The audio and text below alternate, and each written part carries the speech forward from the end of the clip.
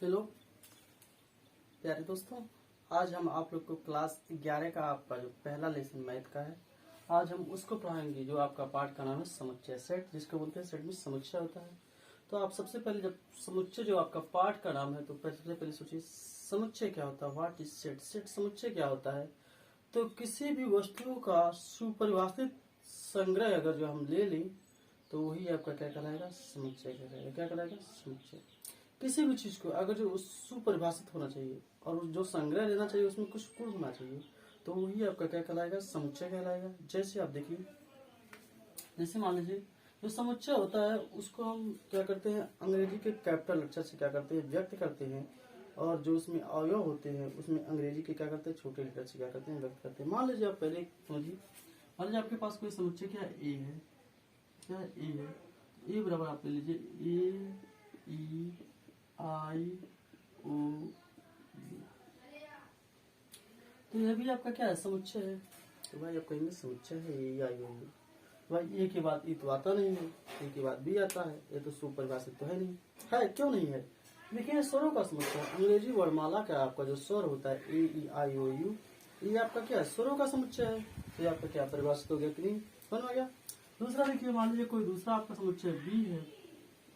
इस तरीके से 1 2 3 4 डॉट डॉट डॉट इनफाइनाइट। तो ये आपका क्या है? सेट ऑफ नेचुरल नंबर, मतलब प्राकृतिक संख्याओं का समुच्चय है कि नहीं? इसमें मान लीजिए ऐसे आ जाए, मान लीजिए आपके पास कोई सी समुच्चय है, सी समुच्चय में ऐसे आ जाए आपका 2 4 6 8 10, ये भी आपका क्या है? समुच्चय है। अब कहेंगे भाई 2 के बाद 4, 4 के बाद 6, 6 तो ऐसा तो आता नहीं है कोई। है सम संख्याओं का समुच्चय, तो 10 के बराबर और 10 से क्या है? छोटा है। समझ में आ गया? तो समुच्चय किसे कहते हैं? तो समुच्चय वस्तुओं के सुपरिभाषित समूह या संग्रह को हम क्या बोलते हैं? समुच्चय कहते हैं। उसमें वस्तु हो सकता है या कोई भी अंक भी हो सकता है, कुछ भी हो सकता है। जैसे हो जाए केला हो जाए, सेब हो जाए, संतरा हो जाए, ऐसे 3-4 चीजों का आप संग्रह ले लीजिए, इसमें फल ही फल हो। अब मान लीजिए आप उसी में जानवर ले लेंगे तो कैसे होगा? तो आपको किसी भी चीज को लेना है तो सुपरिभाषित संग्रह करना पड़ेगा। समझ में आ गया? उसके बाद जब आपको समुच्चय पता चल गया तो समुच्चय किसे कहते हैं? तो समुच्चय के बहुत सारे प्रकार भी हैं। समुच्चय के कौन कौन से प्रकार है? तो सबसे पहले मैं आपको जो समुच्चय के प्रकार बताऊंगा उस प्रकार का नाम है समान समुच्चय। समान समुच्चय को इंग्लिश में बोलते हैं, सम समुच्चय भी बोलते हैं उसको, इक्वल सेट।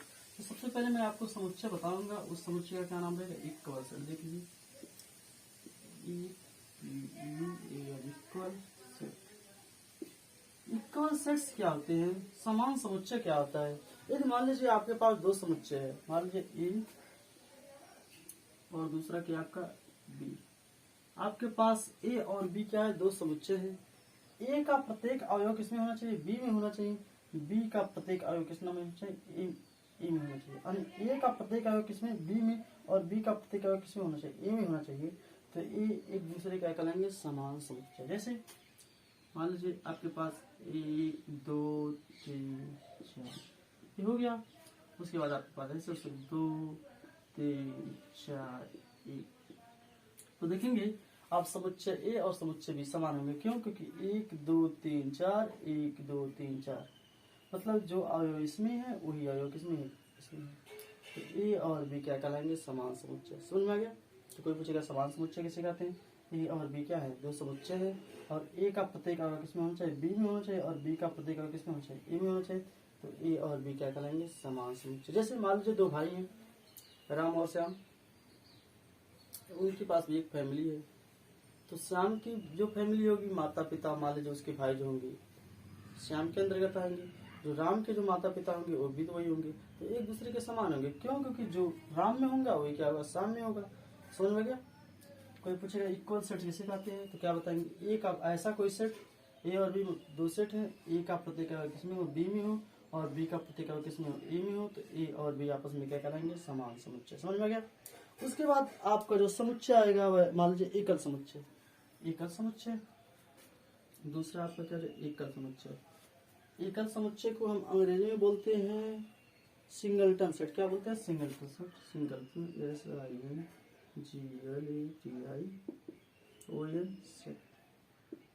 सिंगलटन सेट कैसे बोलते हैं? ऐसा समुच्चय जिसमें सिर्फ एक ही अवयव हो उसे हम क्या बोलते हैं? सिंगलटन सेट या एकल समुच्चय। जैसे मान लीजिए आपके पास ये कोई समुच्चय है जिसमें कितने ही अवयव हो? सिर्फ एक ही अवयव। उसको क्या बोलते हैं? सिंगलटन सेट या एकल समुच्चय। मान लीजिए ए बराबर ऐसे हो जाए, 0 हो जाए, तो इसमें क्या है? एक अवयव है कि नहीं, तो ये भी आपका क्या हो जाएगा? सिंगलटन सेट मतलब एकल समुच्चय। समझ में आ गया? एकल समुच्चय किसे कहते हैं? ऐसा समुच्चय जिसमें सिर्फ क्या है? एक ही अवयव हो, ऐसे समुच्चय को हम क्या बोलेंगे? एकल समुच्चय। उसके बाद आपका रिक्त समुच्चय क्या होता है? रिक्त समुच्चय देख लीजिए, रिक्त को बोलते हैं इम्पटी सेट, EMPTY,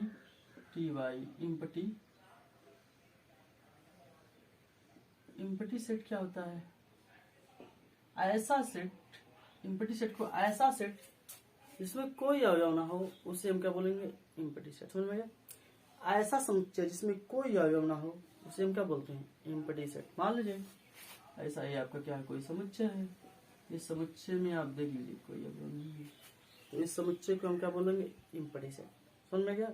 इसको बोलेंगे रिक्त समुच्चय। हिंदी में क्या बोलेंगे? रिक्त समुच्चय किसे कहते हैं? ऐसा समुच्चय जिसमें एक भी अवयव ना हो उसे हम क्या बोलते हैं? रिक्त समुच्चय। जो रिक्त समुच्चय होता है उसको हम किससे व्यक्त करते हैं? फाई से व्यक्त करते हैं। किससे व्यक्त करते हैं? फाई से व्यक्त करते हैं। समझ में गया? उसके बाद आपको रिक्त समुच्चय पता चल गया। उसके बाद आपका उप समुच्चय हो गया। जैसे रिक्त समुच्चय का एक उदाहरण देख लीजिए, एक महीने में 32 दिन होने की, जब 32 दिन एक महीने में नहीं होता है तो भाई कहाँ से होगा? सप्ताह में 10 दिन आने की संभावना, 10वां दिन कौन सा होगा? सप्ताह में 10, सप्ताह में जब 7 ही दिन होते हैं तो 10 दिन कहाँ से होगा? महीना मान लीजिए आपका एक वर्ष में 14 महीना होने की होगा, नहीं हो सकता, तो इस स्थान पे क्या होगा? रिक्त समुच्चय है। समझ में आ गया? देखिए उसके बाद आपका रिक्त समुच्चय के बाद आपका जो आता होगा क्या था? उप समुच्चय। क्या होता है? सबसेट, जिसको बोलते हैं उप समुच्चय। आपका पहला हो गया, दूसरा हो गया, ये आपका क्या हो गया? तीसरा हो गया, ये आपका सबसेट, सब सेट, इसको क्या बोलते हैं? उप समुच्चय। क्या बोलते हैं? उप समुच्चय। तो उप समुच्चय को आप कैसे परिभाषित करेंगे? मान लीजिए ए और बी क्या है? दो समुच्चय है। क्या है? ए और बी दो समुच्चय हैं। ए का प्रत्येक अवयव बी में हो, ये जरूरी नहीं है कि बी का प्रत्येक अवयव किसमें हो? ए में हो, तो ए बी का क्या कहलाएगा? उप समुच्चय कहलाएगा। एक बार ध्यान दो, ए का प्रत्येक अवयव किसमें हो? बी में हो, जरूरी नहीं कि बी का प्रत्येक अवयव किसमें हो? ए में हो, तो ए बी का क्या कहलाएगा? उप समुच्चय कहलाएगा। जैसे ए बराबर आप देख लीजिए 1 2 3,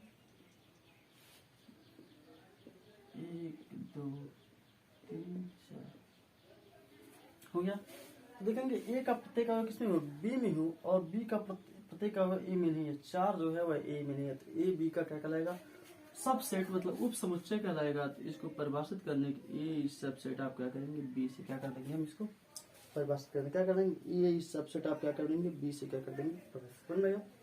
कैसे करेंगे? ए और बी क्या है? दो समुच्चय है। ए का प्रत्येक अवयव मतलब ए का प्रत्येक एलिमेंट इसमें हो, बी में हो, ये जरूरी नहीं है कि बी का प्रत्येक एलिमेंट इसमें हो, ए में हो भी सकता है, हो भी नहीं सकता। तो ए बी का क्या कहलाएगा? उप समुच्चय।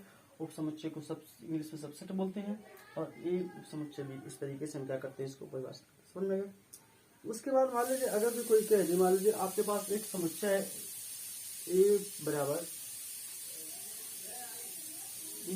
आपको कोई कह दे 1 2 3, आपके पास क्या है? उप समुच्चय है। इसमें कितने उप समुच्चय हो सकते हैं? आपके पास 1 2 3 का एक समुच्चय, इसमें कितने समुच्चय हो सकते हैं? तो आपको एक सूत्र का इस्तेमाल करना है, 2 टू दी पावर क्या करना है? n करना है। तो आपका 2 है, 2 तो आप जानते हैं, और n का मतलब क्या होता है? जो समुच्चय उसमें एलिमेंट्स की क्या संख्या है? तो 1 2 3 क्या हो जाएगा? 2 टू दी पावर 3 बराबर कितना हो जाएगा? 8 हो जाएगा। और इसमें आपका जो उप समुच्चयों की संख्या होगा वह कितना होगा? 8 होगा। अब देखिए 8 कौन कौन से हो सकते हैं? देखिए इसका सबसेट ए का जो आपका सब सेट मतलब उप समुच्चय। तो कोई भी जो रिक्त समुच्चय होता है, हर एक समुच्चय का क्या होता है? उप समुच्चय होता है। जो इम्पटी सेट, जो आपका इम्पटी सेट होता है जिसको हम फाई से व्यक्त करते हैं, वह हर एक समुच्चय का क्या होता है? उप समुच्चय होता है, मतलब सबसेट होता है। उसके बाद फाई हो गया पहला। उसके बाद हम एक ले लीजिए, देखिए एक ले लीजिए। उसके बाद हम क्या कर ले? अलग से 2 को ले सकते हैं। देखिए एक अवयव इसमें है, 2 भी है। उसके बाद हम क्या कर सकते हैं, 3 ले सकते हैं। क्या ले सकते हैं, 3 ले सकते हैं। उसके बाद हम 2 2 ले लीजिए, 2 2 का मतलब 1 2 ले लीजिए, हो गया। उसके बाद 2 3 ले लीजिए, 2 3 ले लीजिए, हो गया कि नहीं। 1 2 3 4 5 6 हो गया कि नहीं। उसके बाद 1 3 आप ले सकते हैं। क्या ले सकते हैं, 1 और 3 एक साथ ले सकते हैं, 7 हो गया। उसके बाद आप तीनों ले सकते हैं, 1 2 3, देखिए 8 हो गया।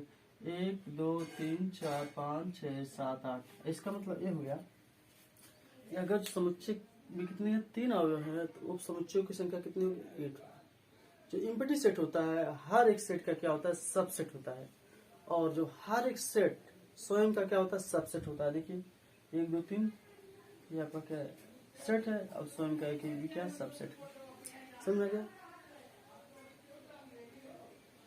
अगर जो आपको समझ में आ गया तो आप इसका स्क्रीनशॉट ले लीजिए। हम आपको कुछ आगे समुच्चय के प्रकार के बारे में बताएंगे।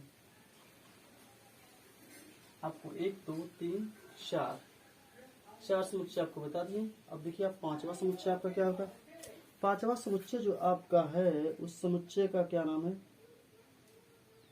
उस समुच्चय को आप देख लीजिए परिमित समुच्चय, जिसको बोलते हैं फाइनाइट सेट।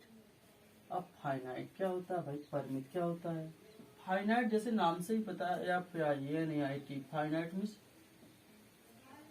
होता है आप जिसका आप कल्पना कर सकते हैं, जैसे जिसको हम गिन सकते हैं, ठीक है, उसको हम क्या बोलते हैं, फाइनाइट बोलते हैं।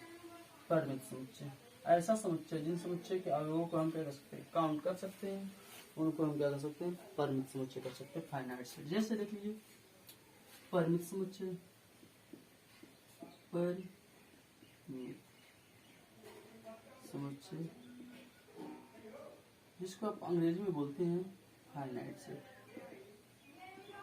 फाइनाइट सेट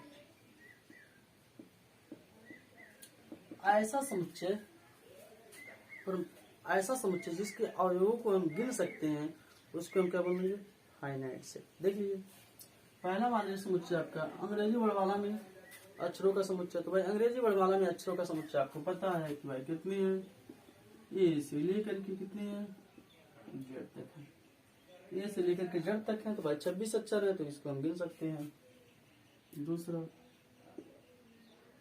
मान लीजिए, दूसरा आप ले लीजिए, बी बराबर ले लीजिए। हिंदी वर्णमाला में स्वरों का समुच्चय आ से अज्ञा तक गिन सकते हैं, बिल्कुल गिन सकते हैं। और ले लीजिए वर्ष में महीनों का समुच्चय गिन सकते हैं, जनवरी फरवरी मार्च अप्रैल मई जून जुलाई अगस्त सितंबर अक्टूबर नवंबर दिसंबर हो गया। जे से शुरुआत होने वाले महीनों का समुच्चय जनवरी जुलाई जून, ये आपके जे से शुरुआत हुई, इसको भी आप गिन सकते हैं।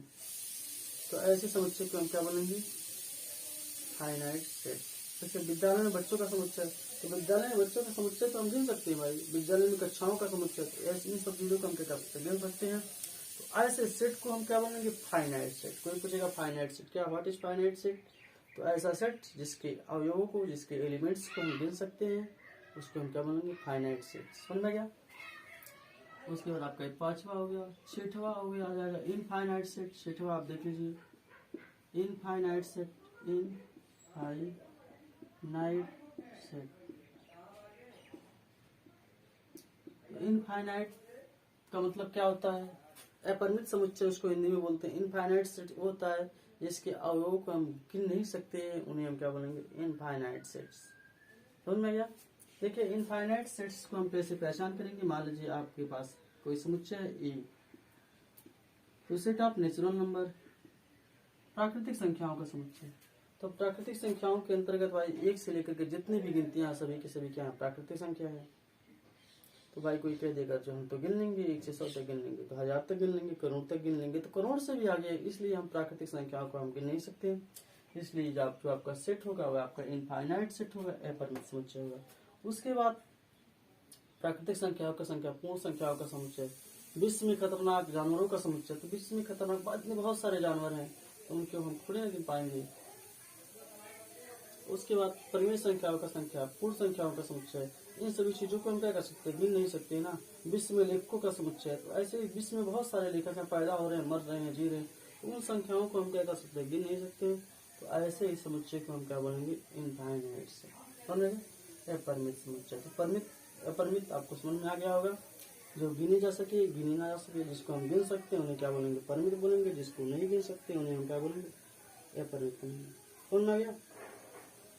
उसके बाद आपका आता है समुच्चयों का संघ, डिसजॉइंट सेट, सॉरी। उसके बाद आप लोग डिसजॉइंट सेट कहें। डिसजॉइंट सेट को हम बोलते हैं विसंगीय समुच्चय। तो विसंगीय समुच्चय क्या होता है, डिसजॉइंट सेट क्या होता है। मान लीजिए आपके पास दो समुच्चय है, सॉरी। डिसजॉइंट सेट आपका 6वां नंबर 7वां नंबर आपका हो जाएगा डिसजॉइंट सेट। डिसजॉइंट सेट क्या होता है।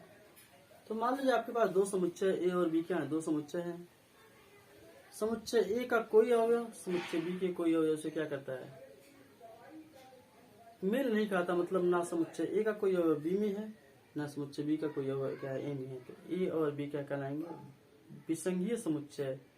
आप उसको कह सकते हैं डिसजॉइंट सेट। मतलब एक समुच्चय का दूसरे से कोई कनेक्शन नहीं है। जैसे ए बराबर आप मान लीजिए ए ई आई ओ यू, ओके कि नहीं। बी बराबर आप ले लीजिए 1 2 3 4 5। ठीक है, ये तो आपका क्या अंग्रेजी वर्ड वाला में क्या है, स्वर है। ये क्या है, प्राकृतिक संख्या है। तो समुच्चय ए का और समुच्चय बी का कोई मतलब नहीं, मतलब इसमें कोई तालमेल नहीं खा रहा है। इसका मतलब ये है, मान लीजिए आपके पास दो समुच्चय है, समुच्चय ए का कोई भी संबंध समुच्चय बी से नहीं है, तो ए और बी क्या कहलाएंगे, आपका विसंगीय समुच्चय, जिसको हम अंग्रेजी में बोलेंगे डिसजॉइंट सेट। समझ में आ गया। उसके बाद आपका आता है समुच्चयों का यूनियन। समुच्चयों का यूनियन देख लीजिए। उसके बाद कितना हो गया, वी आई आई मतलब आपका 8वां हो गया union of set of union, union of set, union of sets, union of set. तो यूनियन ऑफ सेट्स को हम कैसे परिभाषित करेंगे। मान लीजिए आपके पास दो सेट है, ए और बी क्या है, दो सेट है। ए व बी आपके क्या था, आपके पास क्या है, दो सेट्स हैं। और इन दोनों सेट्स का यूनियन जो होता है उसको हम प्रदर्शित करते हैं A union B, A union B.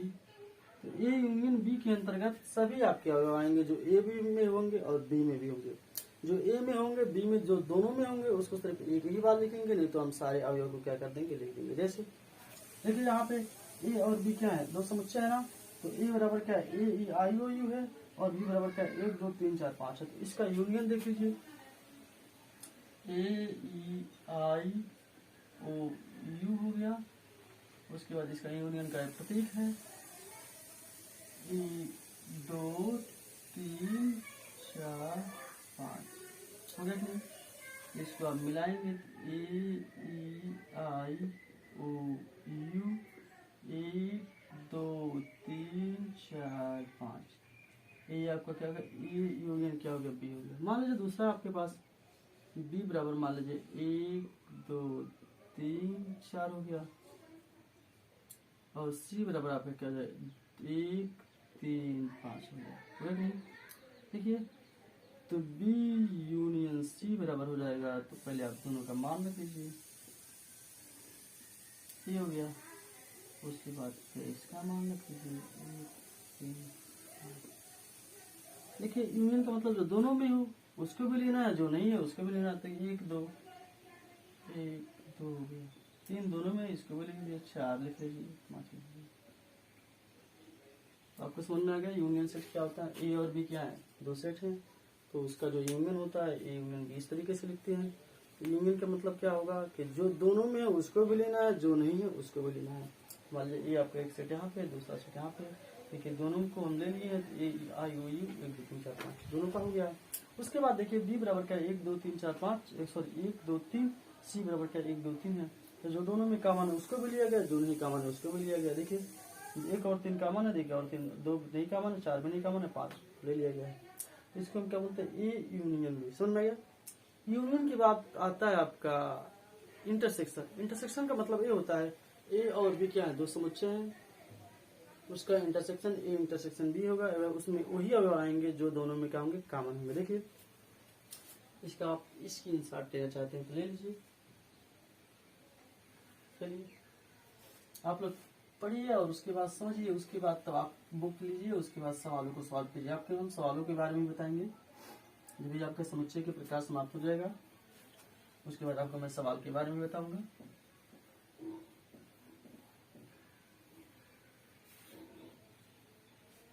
चलिए, उसके बाद इंटरसेक्शन सेट, इंटरसेक्शन हमने इंटरसेक्शन यूनियन ऑफ सेट हो गया। उसके बाद समुच्चयों का यूनियन हो गया। उसके बाद अंतर हो गया, समुच्चयों का हम इंटरसेक्शन, इंटरसेक्शन ऑफ सेट निकालिए। IENTER,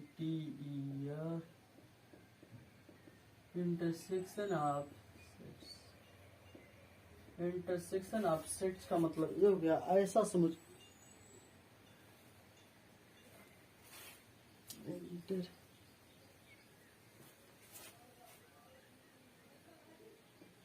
इंटरसेक्शन ऑफ सेट्स का मतलब ये हो गया हमारे पास दो समुच्चय हैं, दोनों समुच्चयों में जो कॉमन होगा उसी अवयव का हम लिखेंगे। मान लीजिए, देखिए ध्यान दीजिए, ए और बी क्या है आपका, दो समुच्चय है, इसका जो इंटरसेक्शन होगा ए इंटरसेक्शन क्या होगा, बी होगा। इसमें वही आएंगे जो दोनों में क्या हो कॉमन है, इसमें आएंगे जो दोनों में क्या हो उभयनिष्ठ हो, उभयनिष्ठ, और इंग्लिश में बोलते हैं जो दोनों में क्या हो कॉमन हो। तो मान लीजिए आपके पास ए बराबर, आप मान लीजिए 1 2 3 4 और बी बराबर मान लीजिए 2 3 6 8।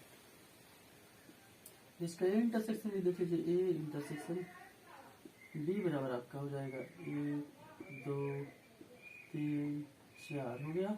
इसका इंटरसेक्शन देख लीजिए 2 3 6 8 हो गया। अब दोनों में कॉमन क्या, एक कॉमन है नहीं है, दो है हाँ दो है, लिख लीजिए। 3 कॉमन है हाँ 3 है, 4 कॉमन है नहीं है, 6 कॉमन है नहीं है, 8 कॉमन है नहीं है। तो ये आपका क्या हो जाएगा, ए इंटरसेक्शन बी। ए और बी क्या दो समुच्चय हैं, उसका इंटरसेक्शन को ए इंटरसेक्शन बी से हम क्या करते हैं निरूपित करते हैं। और इसका मतलब ये होगा जो दोनों में उभयनिष्ठ और जो दोनों में क्या है कॉमन है। मान लीजिए ए बराबर 1 2 3 4 ले लिए, बी बराबर क्या 2 3 6 8 ले लिए।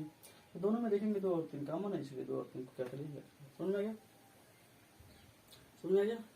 तो ये आपका क्या इंटरसेक्शन ऑफ सेट्स।